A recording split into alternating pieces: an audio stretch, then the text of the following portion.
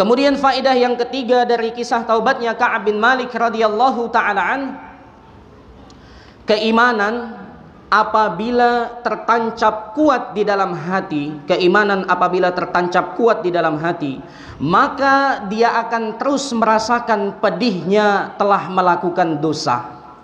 Apabila iman tertancap kuat di dalam hati, maka dia akan terus merasakan pedihnya telah melakukan dosa. Dan coba kita pertanyakan kepada diri kita, kira-kira pernahkah kita menangis dikarenakan mengingat dosa-dosa yang kita lakukan? Atau jangan-jangan sekalipun tidak pernah? Atau jangan-jangan sedikit pun tidak pernah keluar air mata kita ini karena takut kepada Allah Subhanahu wa taala? Lihat bagaimana sifat-sifat orang yang beriman. Innamal mu'minun idza dzukirallahu wajilat qulubuhum. Apabila dia diingatkan tentang Allah, bergetar hati, menangis, takut.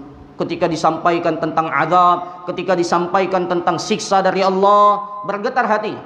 Wa idza tuliyat 'alaihim zadatuhum imana. Apabila dibacakan ayat-ayat Allah, bertambah keimanannya. Itu sifat-sifat orang-orang beriman.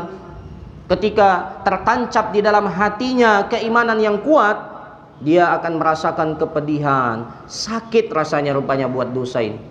Sebagaimana Nabi sallallahu alaihi wasallam bersabda, innal mu'min yara dhunubahu ka'annahu qa'idun tahta jabalin yakhafu ay yaqa'a alai. Sesungguhnya seorang yang beriman itu, seorang yang beriman, dia melihat dosa-dosanya seakan-akan dia sedang duduk di bawah kaki gunung. Dia khawatir gunung itu jatuh menimpanya.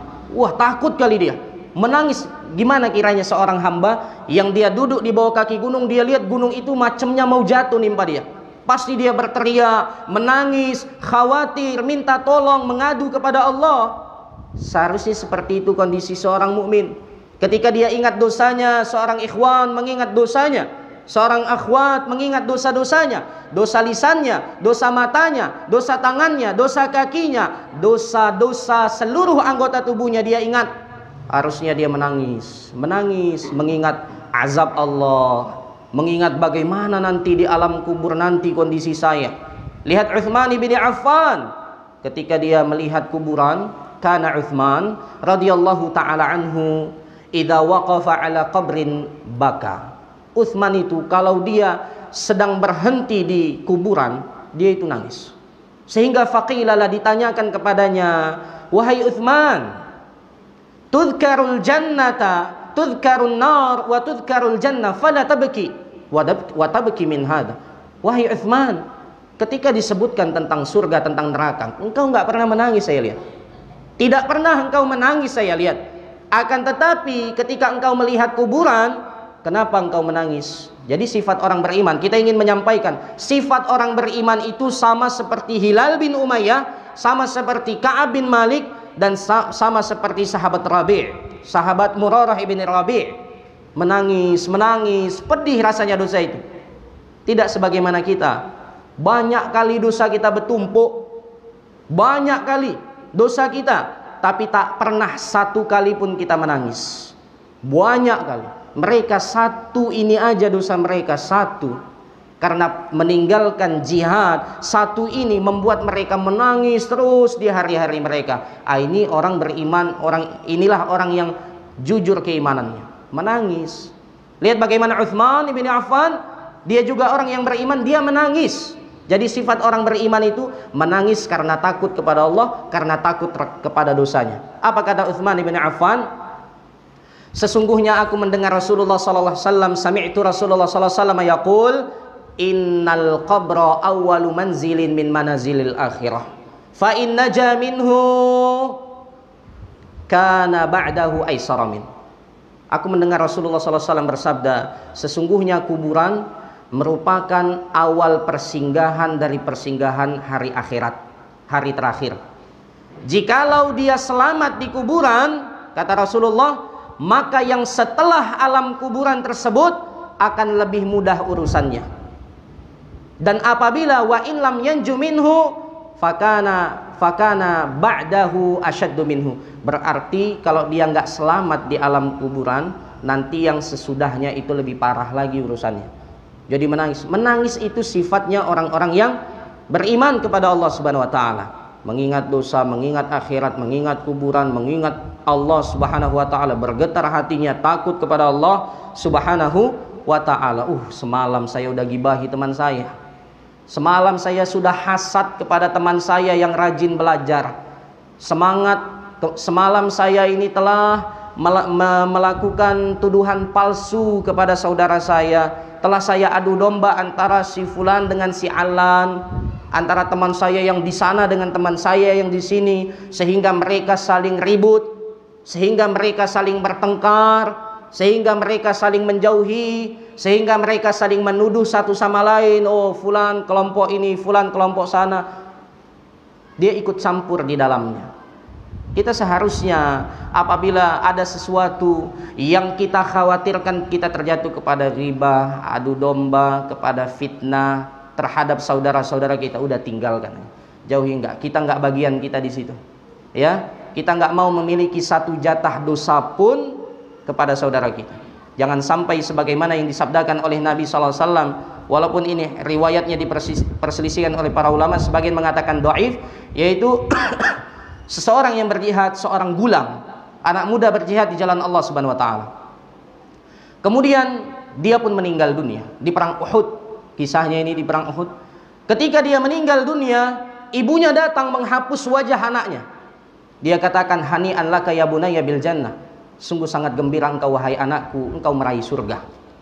Dalam keadaan ketika dibuka perutnya sedang diikat karena kelaparan, diikat dengan batu, kemudian diikat ke perutnya. Lihat bagaimana kira-kira hebatnya amal orang ini. Dia bersama Rasulullah, matanya melihat Rasulullah. Kemudian dia beriman kepada Rasulullah. Kemudian dia berjihad bersama Rasulullah. Kemudian dia juga melalui kelaparan bersama Rasulullah. Akan tetapi ketika ibunya mengatakan hani'an laka ya bunayya bil jannah, apa kata Rasulullah? Tidak, dia tidak berada di dalam surga.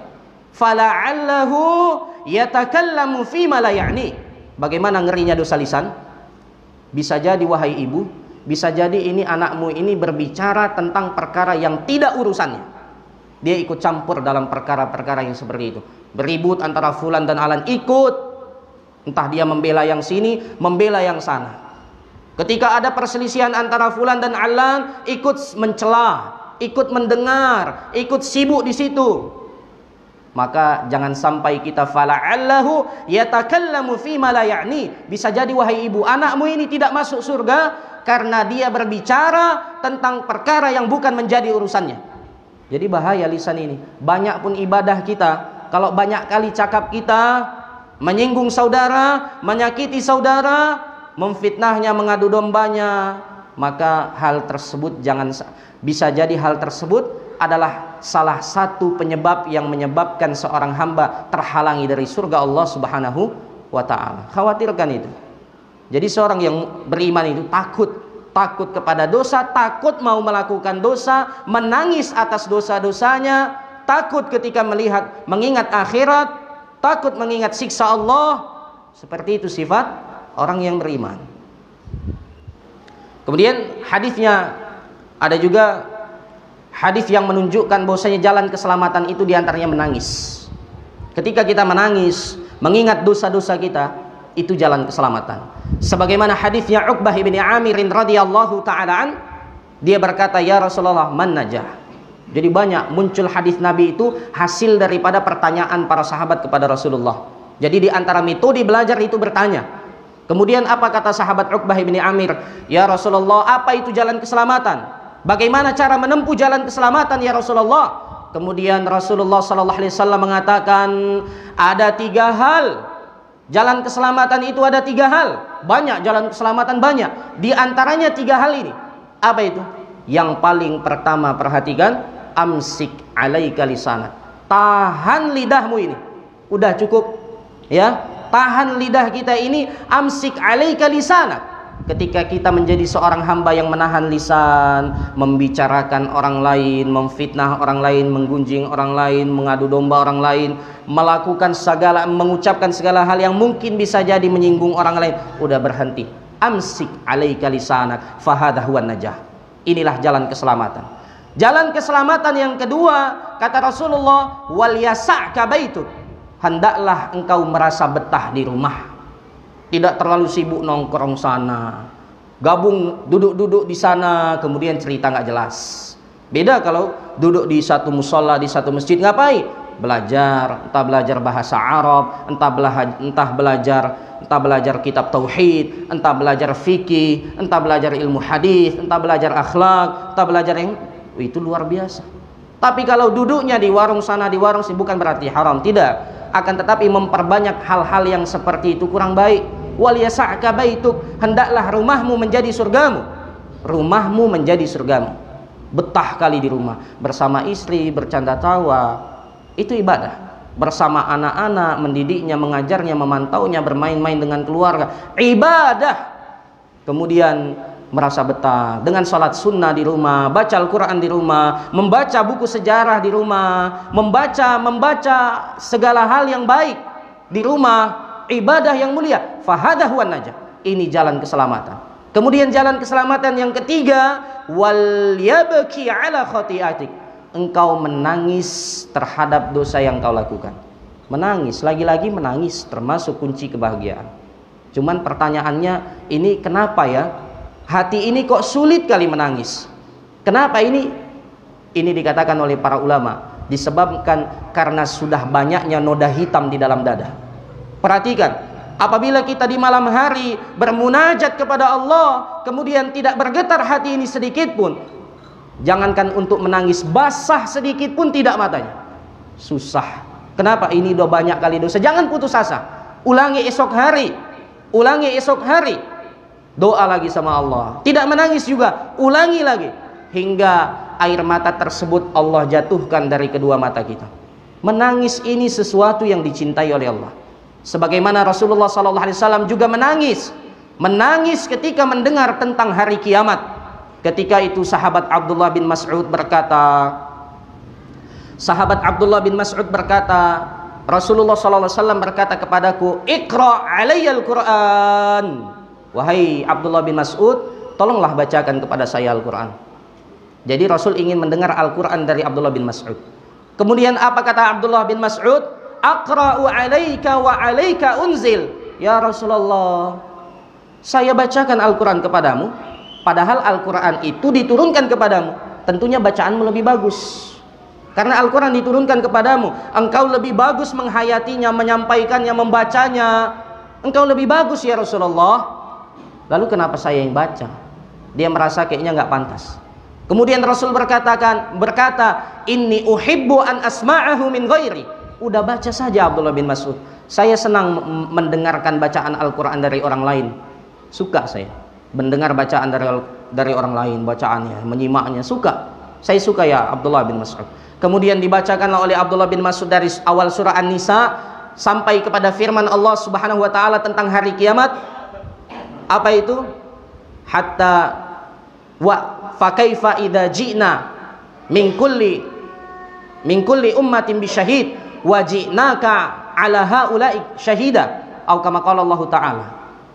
Sampai pada firman Allah Subhanahu wa taala, ingatlah wahai Muhammad sallallahu alaihi wasallam, bagaimana nanti apabila setiap umat kami datangkan seorang saksinya, sampai nanti kami datangkan engkau saksi kepada umatmu ini, menjadi saksi kepada umatmu ini.